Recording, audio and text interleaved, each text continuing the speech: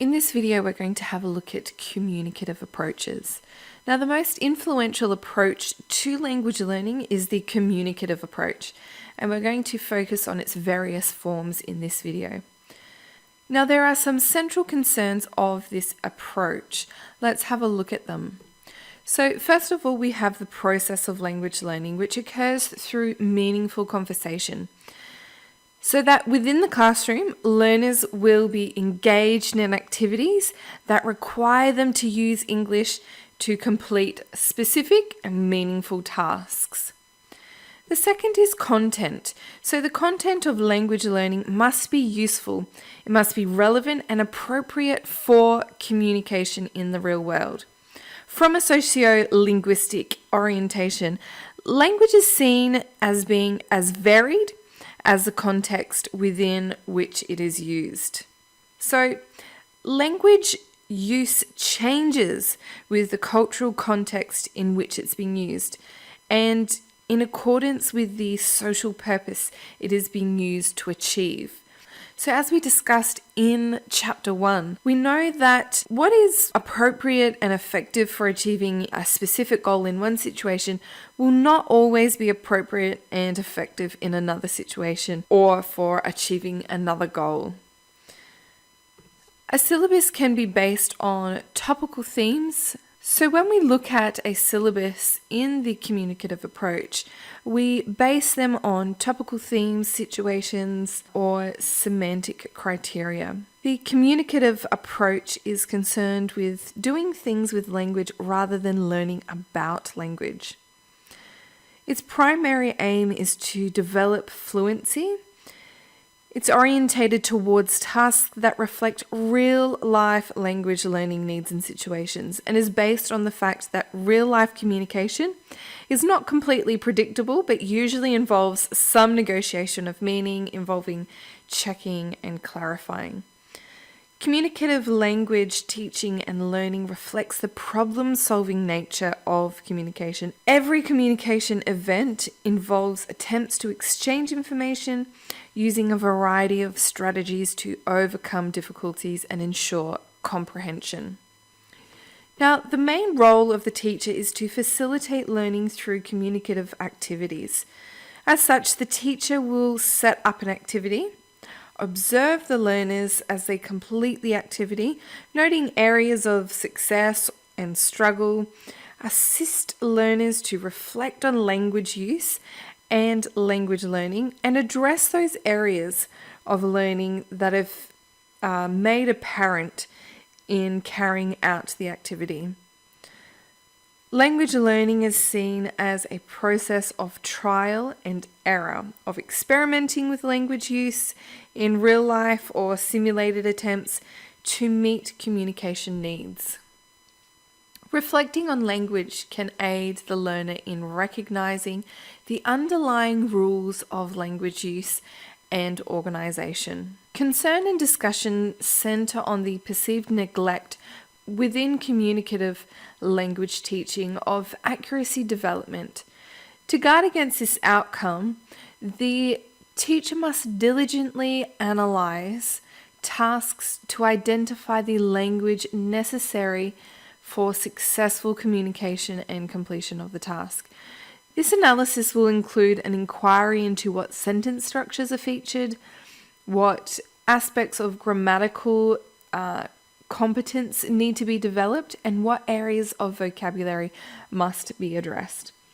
Some of these needs can be identified through observing learners as they complete tasks, but proactive planning involving text and task analysis can anticipate these needs so that a teacher is well prepared for the needs that become apparent during the task completion. Let's have a look at some activities now. Communicative activities in the ESL class can be characterized as a task that can only be achieved by using English, creating a need for learners to communicate with someone else. And within this program, it's common to find activities such as the following. I'm going to list a few. So this is only a small selection, and the possibilities are only limited to your imagination. So first of all, we have information gaps. Let's have a look at an example here on the internet. So this is a website called FluentU. So this one is 7 fun information gap activities for the ESL classroom. Information gaps are where 2 or more learners are given a different portion of the information necessary to achieve the task. They must each share the information they have in order to complete the task. For example, they may each have the same timetable with different details blanked out. They would each have to ask and answer each other's questions in order to complete the timetable. So we've got some fun ones here listed. The first one is complete the text. The procedure: create 2 versions of the story, remove different information from each story. Draw this. The practice is adjectives and descriptions. We have a procedure here. So dividing students into pairs, give an image or a picture to the first student in each pair without showing it to the second, and then they have to describe the picture and the other person has to draw it. Let's use the map. This is a very fun and relevant activity. So you're going to assign students into groups of 2, provide one student with a map of a city or town, either from a real location or one of your own design, and make sure the map is clearly labelled. One asks for directions and the other one has to follow those directions. Okay. Job interviews. One is the interviewer, the other interviewee. Making a grocery list. One's the chef and one's the shopper. Charts. This is just a very common information gap activity. Could be about a family tree. So you're going to divide students into groups of 2, provide each student with a family tree. Student A has part of the information and B has the rest. And lastly, questions. So this is for general speaking. Okay, you can do it as a class whole or in groups or in 2s. One student thinks of an item or an object. This is great one. I've done quite a lot with my students in the past. So someone has to think of something and everybody in the class has to figure out what the item is that they're thinking. So students have to ask yes/no questions. And usually students will actually guess what it is within 20 questions. It's quite an incredible game. So if you do this with the whole class, make sure you keep track of how many questions have been asked. Just maybe tick on the board. So there you have your 7 fun information gap activities.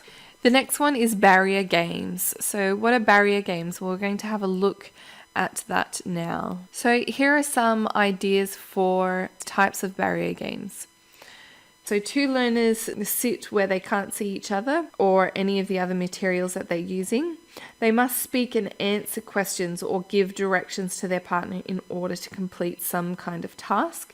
For example, student A and student B have a diagram of a room and cut out pictures of pieces of furniture. Student A arranges the furniture in her room and describes it to student B, who must arrange his identical pieces of furniture to match student A's arrangement. So here are some different variations of those games. We've got learner A is given a map, diagram, chart with information on it, and learner B has to fill in the blank version. You can also do the same one with a partially completed version of the map, diagram, or timeline. Another one is giving instructions to draw or complete a diagram. You can do sequencing or arranging sets of photographs, pictures, or real objects. You can do it with objects as well, putting them into grids, and spot the difference between. So these are great barrier games. You've got practical ideas for using barrier games, so you've got some tips here as well. So have a read through this. This is from Bell Foundation. EAL Nexus. This will be on the TOS website as well for you to have a look at. Our next is discussion groups. So groups can be assigned a topic for discussion and be required to develop a product as a result of their discussion. For example, they must rank a number of items according to importance, or write a travel itinerary for a trip, or create an advertisement for a new product. So let's have a look at some other ideas on the net. This again is from FluentU. So if we scroll down here, we've got investigative journalist, debates, what's your secret, it's your turn, teach a class, get students teaching some grammar or vocabulary or a cultural point, following directions, games, so yes or no games, guess who games, and you've got some tips here of concluding a pair work activity as well. So there's some really great resources out there. Have a look at this website, read through these ideas for discussions. It's going to be very helpful for you. So we have discussion groups, which included debates and interviews. So if you have a look at that site that we've just gone through, you've got some good examples of debates and interviews there. And the next one is surveys. So let's have a look at some activities for surveys. So usually with surveys, learners survey all of the members of a class and prepare a report of the results or recommendations for actions based on those results. So let's have a look at some examples here. So this has been taken from eslspeaking.org. And if we scroll down here, we've got some ESL survey ideas, different surveys that you can do with your class. So based on those surveys, they can prepare a report of the results or recommendations for actions based on those results. So you can have a look at those. Let's open one up. Very simple questions and the name and any extra information. So surveys are quite basic with questions. Next we have role plays. So role plays are where two or more learners are each given a short description of a situation and their role in it. They act out the situation impromptu. Interest can be added by including a complication to the situation as well. So let's have a look at some example role play cards. So this is a great website here, esllibrary.com, and here you've got quite a few different role play situations on work, shopping, food, health, body, socializing, law, etc. And you've also got the level. So let's have a look at a sample lesson here. So in the sample here, we've got lots of different scenarios. So scenario 1, the photocopier is jammed, and this is our work-related role plays. So student A is given the scenario. The photocopier at your office is broken, the paper keeps jamming, you need to photocopy the newsletter by the end of the day, call a technician and ask him or her to come immediately, and then student B is the technician. So you're a technician for a business, a staff member calls and asks you to come in and fix a broken photocopier. Ask what's wrong with it, explain that you can't get there until Monday. So you've got some extra activities here. So you've got class questions, you've got writing and useful expressions here as well, which is really helpful. And finally, we have find the differences. So learners are given two pictures or two written texts that are almost identical, and they must ask and answer questions to find out the differences.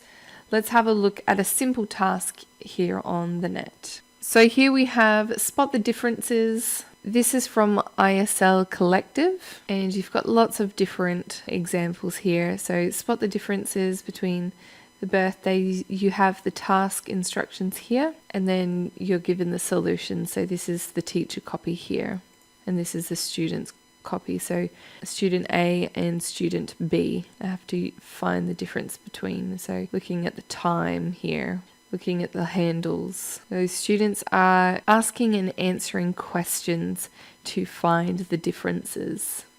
So there you have some communicative activities.